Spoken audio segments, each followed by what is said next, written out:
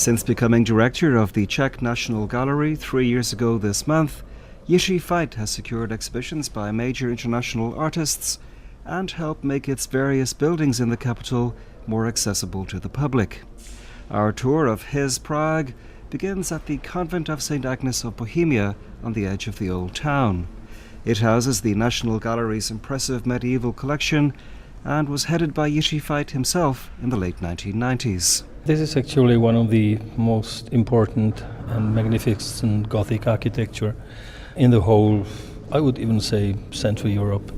Its origin goes back to the late 13th century or mid of 13th century. We are now sitting at the churches of St. Agnes Monastery, which was a double monastery. It had a women's part and a men's part. This church served or had been built not only as a monastery churches, but it served as a burial place for kings of Bohemia and the entire family of them. Do you remember the first time you came here? It must have been sometimes during the 80s when the National Gallery at that time presented here actually the collection of the art of the 19th century.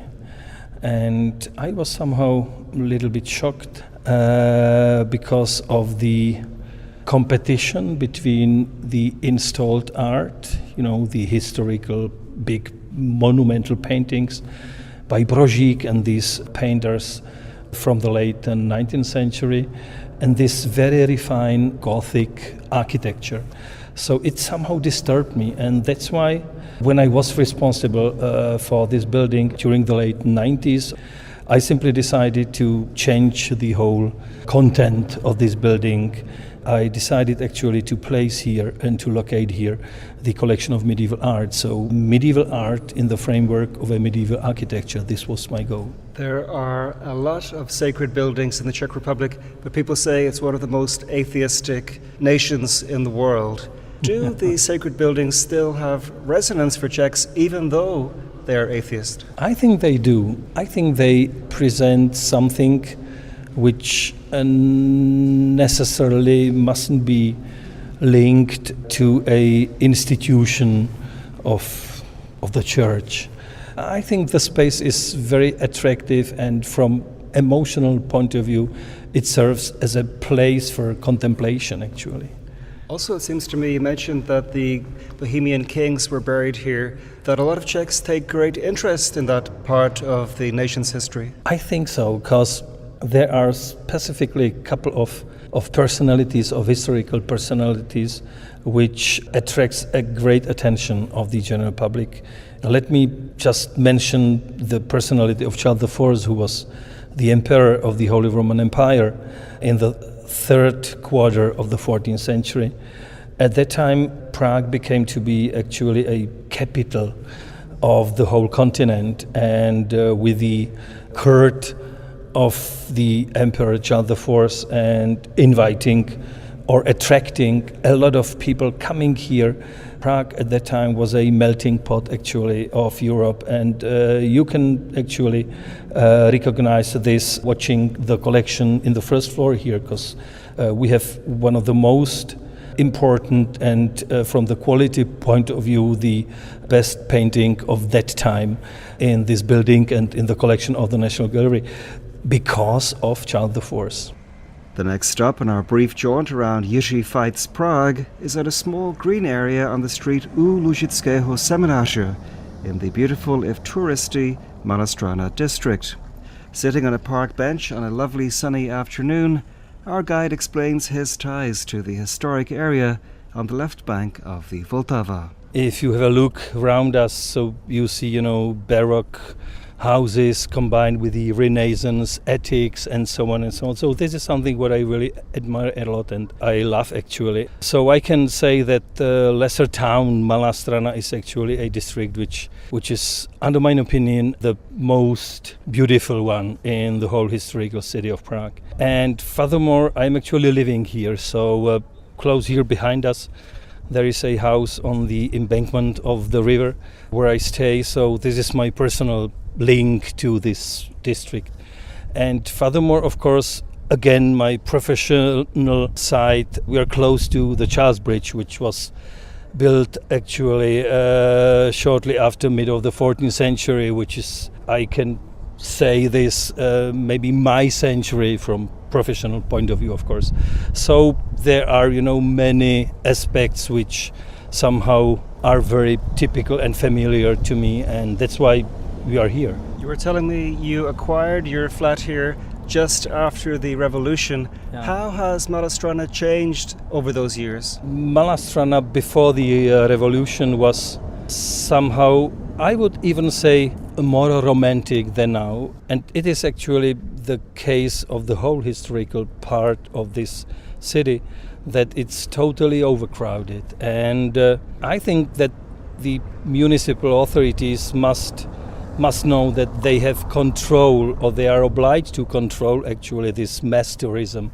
And mass tourism is something what already damaged Venice, for example, or Barcelona. Fortunately, the local authorities in Barcelona realized and recognized the dangerousness of this development, and they started to control the city. It's something which must be the case of Prague as well. Are there practical difficulties with living in Malá Strana? For example, I presume there aren't supermarkets or bakeries.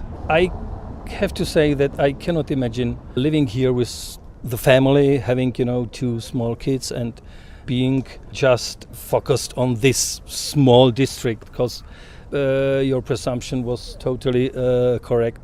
There is nothing like, store where you could buy food on a reasonable quality, and so the infrastructure is very bad. Has the community changed here a lot? For example, are many of your neighbours people who have been here since the early 1990s, or are a lot of people here relatively new? Well, the whole neighbours changed a lot actually. Many people left these houses, and above all the original people who were living here since generations, and they were somehow, not forced, because they expected money. So they decided to sell the apartments, and newcomers came in. We experience now a great number of, new rich people who are not really spending time here in their apartments. They are using it as investment. So the apartments actually more or less are empty, which would be better case actually. The other part is leaving the apartments in order to offer them on the free market as Airbnbs, or for this short-term accommodation, which is totally damaging the whole society which is living here, and it is very disturbing from my point of view. And I think there are many people who would agree that this is something which actually is very dangerous for the whole city, because the people who come to Prague, they would love to see, a normal life here. They are not so interested in, seeing Disneyland or something like this. And I'm pretty afraid of the further development, because I can see this tendency, in creating here a sort of Disneyland for tourists coming to Prague and who stay 2 nights and then are somewhere else in Vienna or Dresden or Berlin. So I think this kind of development is very problematic, and the local authorities must deal with this issue. From U Lužického semináře, it's just a 5-minute walk to the unusually pretty café Cukr, Káva, Limonada, which is also in Malá Strana. Jiří Fajt's family are based in Berlin, and he commutes there at weekends. Before we get on to comparing the two cities, the National Gallery chief and art historian tells me why Cukr, Káva, Limonada is part of his Prague. This is, in this neighborhood, in my opinion, one of the best coffee shops we have at the lesser town at the moment. And it's very cozy here. It's a small coffee shop, but the cook is very good. They have great bakery here, so you can admire and enjoy, everything which is totally fresh, and the cakes are really very famous here.